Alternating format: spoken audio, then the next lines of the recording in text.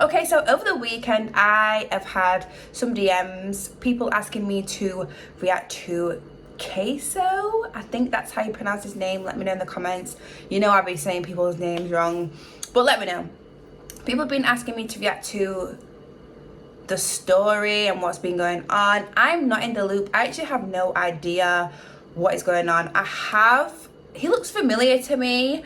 I feel like I've seen him on like Instagram, on like, you know, one of those pages where people share things about people.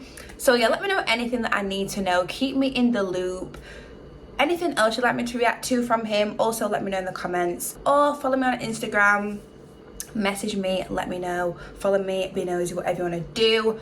But yeah, so this is Ksoo's Crash Out, Lil Book, Murder, Snitches, and Life Sentence, okay? Yeah.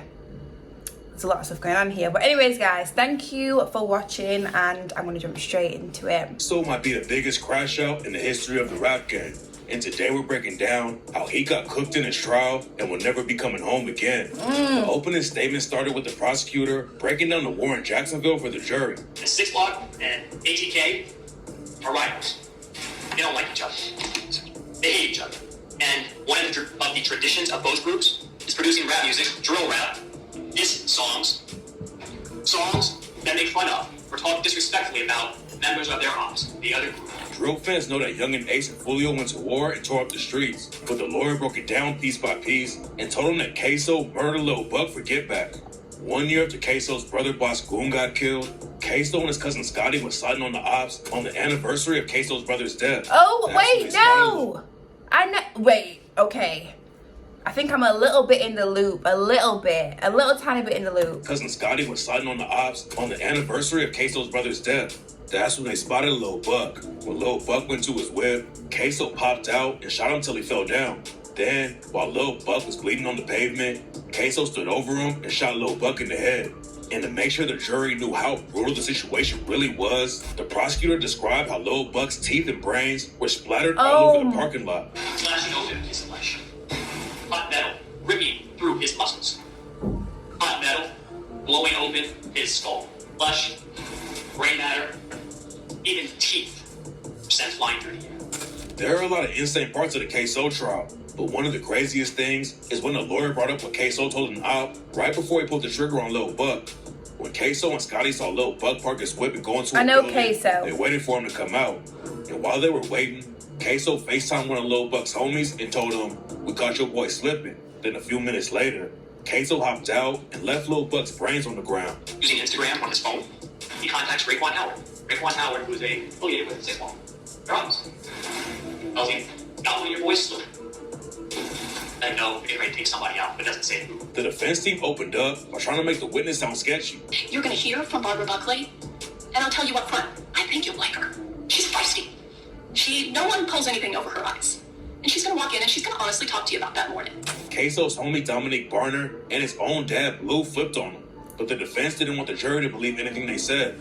Ksoo crashed out in public in front of a bunch of cameras, and he got caught running around with the gun he used to kill Lil Buck with. The defense tried to argue that Ksoo was way bigger than the dude on the cameras, but Ksoo had photos all over social media that proved he fit the description of the shooter. After Ksoo killed Lil Buck, he hopped in the whip with Scotty and Dominique Barner, and they took off with the cops right behind him. They ended up crashing the whip, and that's when Ksoo split off from them. He ran through some woods and ended up in another neighborhood, and that's when someone spotted him popping out of the woods and getting picked up by a woman while the police sirens were going off everywhere. A car approaching us, right coming the way we were sitting. And what was significant about crazy. It was a lady driving, holding a cell phone. She looked lost, like she was looking for something. Ksoo had called a woman named Natalie to come pick him up, and her testimony on the stand helped the prosecutors make their final decision.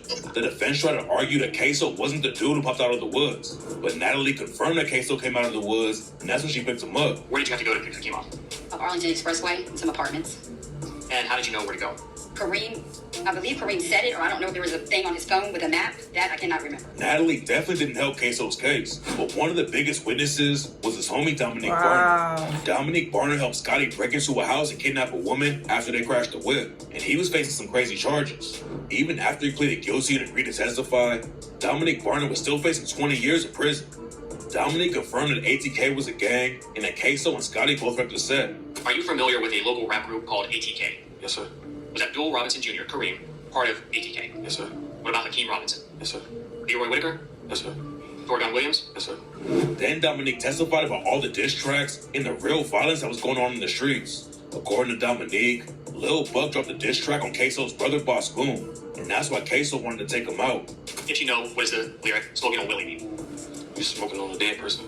Damn. Is that a good thing? What's a bad thing? That's a bad thing. That's not good. That's a bad thing. But let me just say this. So this is his friend. Like, this is his best friend. Let me know in the comments. Like, they're close. They're in the same gang together, I'm guessing. Like, and stuff like that. Damn. You smoking on a dead person? Is that a good thing? What's a bad thing? Was, excuse me, Abdul Robinson Jr., Kareem, aware of this song? Yes, sir. What about Hakeem Robinson? Yes, sir. Leroy Whitaker? Yes, sir. Were they upset over that song? Yes, sir. Dominique Barner actually DM'd Lil Buck after the track dropped and told him to stop dissing. And then Dominique looked up Lil Buck's address and found out what kind of whip he was driving. Dominique, Ksoo, and Scotty pulled up to the apartment building where Lil Buck lived. But the reason they didn't kill him immediately is because Lil Buck went on vacation and wasn't in the city. Once you found out where Charles McCormick lived in December of 2019, why wasn't he killed right away? Because he took a vacation. Charles took a vacation? Yeah. They found out that Lil Buck was back from vacation, and that's when Dominique, Ksoo, and Scotty went sliding again. They drove to Lil Buck's crib and waited for hours till he came outside. Then they followed him when he drove off. When Lil Buck got to the shopping mall and went inside the building, Ksoo, Scotty, and Dominique sat in the whip and waited. Dominique confirmed that's when Ksoo FaceTimed one of their ops and let them know they caught one of their homies lacking. Then Ksoo popped out and ran Lil Buck down. What happened after Hakeem jumped out of Nissan? Shot him. Shot at who? Corn. After they crashed their whip and took off running, Dominique and Scotty broke into a woman's house and started looking for different clothes they could change into and wait for the situation to cool down. They didn't know a woman was inside the crib though, and when she came in and told them they had to leave, Dominique and Scotty choked her and held her hostage so she couldn't scream for help. Then Scotty made some calls, and Ksoo's dad Blue is the one who came through and picked him up. One of the craziest parts of the whole story is that Ksoo's dad Blue ended up flipping on his son and taking a stand against him. Blue was facing charges in some other cases, but he thought testifying against Ksoo would help him get less time. The prosecutors This were is trying all to prove crazy. that the Lil Buck hit was give back for Ksoo's brother Boss Goon, and that Ksoo's dad Blue was there when Boss Goon got killed. Blue was driving the whip when some shooters rolled up and aired it out, and Blue testified about holding Boss Goon's hand while he died in the car. As I was driving, I could hear Willie making this scuffling noise, and I hold his hand while I was driving, because I didn't want him to die. I feel like he died alone. Blue's other son, Abdul Robinson Jr., was also in the car when his brother Boss Goon got killed. He's also facing a murder charge for Lil Buck, but his trial's gonna be separate, and Blue's probably gonna testify in that case too. Blue testified that Lil Buck was affiliated with 6 Block and had beef with Ksoo and everyone else in ATK. After Blue picked up Scotty and Dominique Barner from the house they broke into, he drove them behind Burger King so they could burn the clothes they wore on the hit. Dominique and Scotty told Blue what happened, and he decided to help him out a little bit so they could get away with it. But after Blue got booked and was facing charges, he flipped completely and admitted in court that Ksoo was the one who pulled the trigger on Lil Buck. Who is the person that was captured by the video recording shooting Charles McCormick?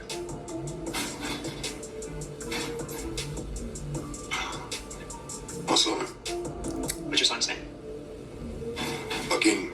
Testifying against your own son is wild, but this wasn't the first time Blue snitched in court. Back in the 90s, he cooperated with the feds against the cops. Like, I know what Ksoo has done, obviously. Like, I get that. All this gang stuff is not great. But imagine seeing your own dad like say this and just let it all out and snitch. That's what they say, snitch. Obviously I'm saying it that like the other guy that's his friend, right? And I'm guessing his other friend who also snitched on him is about that life. Like, everyone's about that life. I've always said, civilians, if you're a civilian, like, I feel like you should be able to snitch and tell, because I'm a damn civilian. Like, I'm not, shouting from the rooftop saying I'm this and that and doing all these rap songs and saying that's not what a civilian would normally do. But if you are living that lifestyle and you're shouting from the rooftops that you are about that life, and that you wouldn't snitch, then I feel like you shouldn't, So to see his friend put his dad, and he sat there watching them, right? It's crazy. Time Blue snitched in court. It's crazy. This Back is in the crazy. 90s, he cooperated with the feds against the cop, and then he started working as a confidential informant for the cops. Blue was also wrapped up in another case, but since he decided to plead guilty for accessory after the fact and flip on Ksoo, he's only facing 20 years in prison instead of life. The prosecutors had witnesses, snitches, and DNA evidence to prove Ksoo was guilty. But Ksoo also self-snitched like crazy after he killed Lil Buck. Ksoo is also facing murder charges for killing Fulio's homie Lil Bibby. And right now, his reaction to finding out he got charged for that is going viral all over the place. Do you have a warrant for your arrest? We have a warrant for your arrest for murder today. What? Yes. For what? You want your lawyer, so I can't tell you no more, but you'll get in trouble. What the hell? Ksoo self-snitched about Bibby constantly until he got booked for the Lil Buck murder, but a lot of people didn't even know he self-snitched about Lil Buck too. Ksoo even dropped the track Bang It Out and showed off the gun he used to kill Lil Buck and posted photos with the same strap. After the Lil Buck hit went down, Ksoo went to get a pedicure and made a post where he said, "Kill a nigga to get my toes done." What? Sorry, we gotta go back. What? Pedicure, Sorry. the photos with the same strap. After the Lil Buck hit went down, Ksoo went to get a pedicure and made a post where he said, "Kill a nigga to get my toes done." And one of the most viral parts of the trial was when the lawyers quoted the post. Kill a nigga, then go get my toes done. Then go get my toes done. Those are his words that he attached to a video. When the trial was over, everyone knew that Ksoo and Scotty were cooked. The defense didn't really have anything to fight back against all the evidence. So Ksoo and Scotty both went down for murder, and Ksoo's reaction is blowing up on social media. Then after it was all over, Ksoo posted a story on IG and tried to say that the jury was against him because they were all white, and so was the judge. Ksoo crashed out and got flipped on by everybody, and there was almost no way he was going to beat the trial. The cops had DNA, videos, witnesses, and Ksoo's own self-snitching to use against him, and now he's facing life in prison. And what makes the situation even worse is that Ksoo is still gonna have to fight the Lil Bibby case. So even if he appealed the Lil Buck conviction and won, there's a good chance he's gonna catch another life sentence for allegedly killing Lil Bibby. Ksoo self-snitched a lot about Lil Buck. It's the but it was nothing compared to self-snitching. what Why he did they do it? I don't know. did after he allegedly killed Lil Bibby. Ksoo gets a sentence handed down for the Lil Buck case in September 2025. And after that, he's got a whole new murder trial to worry about. Yeah. That is some crazy work. This is crazy. I just hate that this is happening and like people are just unaliving each other and just hurting each other and stuff like that. And then they go online and tweet about it, or not tweet about it, but they might go over there and write on X about it. But what I meant to say is they'll do songs about it, they'll do Instagram stories about it, and they'll, like he said, they'll self-snitch on themselves. And it's just like, why? What is going on, you know? And it's like, what do you expect? You know, do you expect to never to catch up with you, for you never to get caught, when there's all this evidence and these pictures and these lyrics and these songs and these Instagram stories and stuff like that? Like, yeah, this is crazy. I am familiar with Ksoo because I think I've reacted to his music video before a while ago. But yeah, let me know what you think about this in the comments. I'm sad too. A lot of stuff going on. It's crazy. But anyways, guys, thank you so much for watching, and I will see you very, very soon in the next video. Bye.